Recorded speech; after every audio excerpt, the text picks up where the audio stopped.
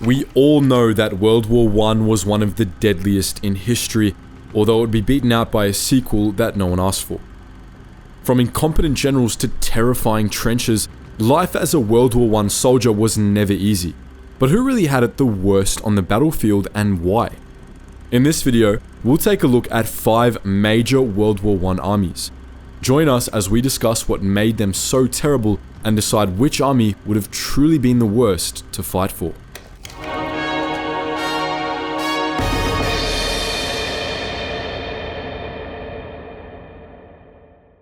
Great Britain entered World War I with a small force of highly trained soldiers. Tasked with holding a tiny slice of the Western Front, this capable army did their job well at first. Like all good things, the British Expeditionary Force, also known as the Old Contemptibles, did not last. Heavy casualties eventually decimated the Old Contemptibles. They were replaced with the large yet inexperienced Kitchener's army. With no seasoned commanders to guide them, Kitchener's army went through a devastating learning curve on the front lines. Inexperience and a shortage of quality munitions eventually led to the disastrous Battle of the Somme. At the Somme, UK soldiers bombarded German forces for a week. When the artillery fire ceased, British soldiers marched across no man's land, not realizing that their earlier attack had been completely ineffective. Incompetent and inexperienced leaders aside, UK soldiers dealt with other problems. Ever-present supply issues, harsh trench conditions, and a cobbled-together army were just a few issues they faced that made the war even more difficult. Add to that fact that the top military brass in the UK had a twisted notion of honour, and serving in the British Armed Forces became even more hellish. For example, the unofficial reason, as per the Air Board, as to why British pilots didn't have parachutes was because the presence of such an apparatus might impair the fighting spirit of pilots and cause them to abandon machines which might otherwise be capable of returning to base for repair. By 1914, France was a well-recognized power in the Western world and was ready to face its old rival, Germany. And the French did get off to a good start, with heavy patriotism running rampant across the country. This, and mandatory service laws, helped swell the ranks of the French reserves. Then, it all went downhill. For the duration of the war, commanders operated under a cult of the offensive mentality. This strategy can be boiled down to hit them first, hit them hard, and keep hitting them until you win. Unfortunately, this strategy proved to be a bad one. Take the events at Austria-Hungary as an example. Here, 2 mounted cavalry regiments, the 9th Lancers and the 4th Dragoon Guards, charged across an open field. On the other side, hundreds of German machine guns, rifles, and artillery pieces. And we can't forget Robert Nivelle and the Second Battle of Aisne. Convinced that he would win the war in a single battle by throwing men at the enemy, Nivelle instead ended up sending thousands of men to their deaths. This maneuver was the straw that broke the camel's back. Morale began to plummet. Riots, protests, and mutinies broke out on the Western Front and at home. French leaders arrested hundreds of French soldiers for mutiny and later executed dozens of them as a warning to the rest of their soldiers. In fact, France held the somber title of having shot the highest number of its own soldiers throughout the war, with at least 918 men executed, which placed it far ahead of Germany and the other World War I participant countries according to official figures. The French army was stuck in the past, stuck in a cult of the offensive mentality, and stuck with leaders too willing to use their men as cannon fodder. Russia boasted the largest army in World War I, with forces already 5 million strong at the start of the war. With all those troops marching out to conquer the Eastern Front, surely the Russian army would score some victories. Right? Wrong. Large numbers actually turned out to be one of Russia's biggest weaknesses. Overestimating its military ability and its railroad supply chain, the Russian army struggled to deploy all its men. So sure, the Tsar could raise a huge army, but that doesn't matter much if it isn't functional. With so many soldiers to supply, it's no surprise that one of Russia's main problems was a lack of, well, everything. As a soldier in this army, you would likely have marched out to war without boots, a rifle, or a gas mask. It was up to you to scavenge the necessary supplies from fallen enemies or fallen friends.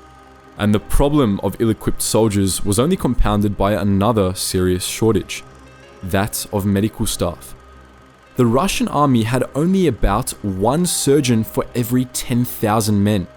That means that your chances of getting some medical attention if you were wounded or ill were next to none.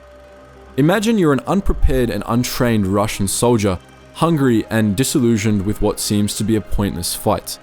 Now throw in plenty of bad military maneuvers, add a few useless commanders, round it out with some huge losses like the Battle of Tannenberg, where more than 30,000 Russian troops lost their lives.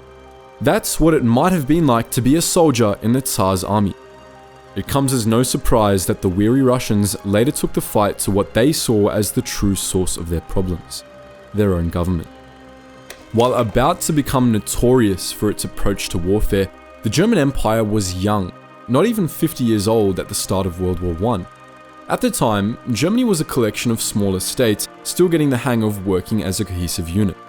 That's what made it so surprising when the German army functioned so well, at least for a time. German military leaders were doing some great things, elastic defense and coherent communication to name a few. Also important, especially on the Western Front, German trenches were more sophisticated than the holes the British were using. In fact, some even sported homey features such as electricity, toilets, and roomy reinforced accommodations. So where did they go wrong? It all started with some hopeful thinking. Concerned that they wouldn't win a war on two fronts, Germany's plan was to neutralize France and then focus on Russia. Not a bad idea, right? Wrong. At the First Battle of the Marne, a little miscommunication between German generals and some quick thinking from the British and French forced the Germans to make a quick retreat. The result of that retreat was disastrous. Soldiers weren't the only ones upset by this poor showing. General von Moltke, a top general in the German Empire, reportedly admitted to the Kaiser that the army had lost the war. Even more telling, the general also confided in his wife following the battle, writing to her that things have not gone well. These prominent losses had serious consequences. Morale on the Western Front was understandably low, and soldiers in the eastern flanks weren't much happier. Add supply shortages caused by the collapse of the German economy, and things didn't look good for Deutschland's soldiers. Finally, let's take a look at the Austro-Hungarian army. While they started off as one of the most notable European powers, Austria-Hungary didn't fare too well on the battlefield, suffering debilitating defeats from the very beginning of the war. Originally, Austria-Hungary only saw itself fighting on one front. By the end of the war though, they were resisting not only Russia but also the UK and Italy. Fighting on three fronts is hard enough for a cohesive and well-trained army, and unfortunately, the Austro-Hungarian forces were neither of those things. The Austro-Hungarian army was made up of a patchwork of ethnicities, each with its own language. This made effective training, fighting, and commanding near impossible. Think fighting in World War I couldn't get any worse? Try being part of an army where your superiors might accuse you of betrayal or cowardice or blame you for military losses, just based on your ethnicity. Austria-Hungary also entered the war with a smaller force than any of the other major players. And by December 1914, more than half of their forces were gone, victim to enemy fire, starvation, exposure, and disease. And of course, you have to add to that all the usual problems afflicting World War I armies: incompetent commanders, limited supplies, and ill planning. Attacked from within and from without, is it any wonder that the Austro-Hungarian army fared so badly? So, which major World War I army was the worst to fight in? Going by the numbers, and our own opinion, Austro-Hungarian soldiers likely had it the worst overall. The cards were stacked against them thanks to the size and makeup of their army, as well as a lack of training and preparation. Austria-Hungary also suffered some of the most debilitating defeats of World War I, even with the help of its German allies. Of course, numbers don't tell the whole story here. Every army discussed above faced its own unique and not so unique challenges. But what do you think? Does one army stand out to you as the worst? Which one would you have hated to fight for? Are there any examples that should have made it to this list, but didn't? Please share your thoughts in the comments section below. And as always guys, thank you so much for watching, and I hope you learned something new.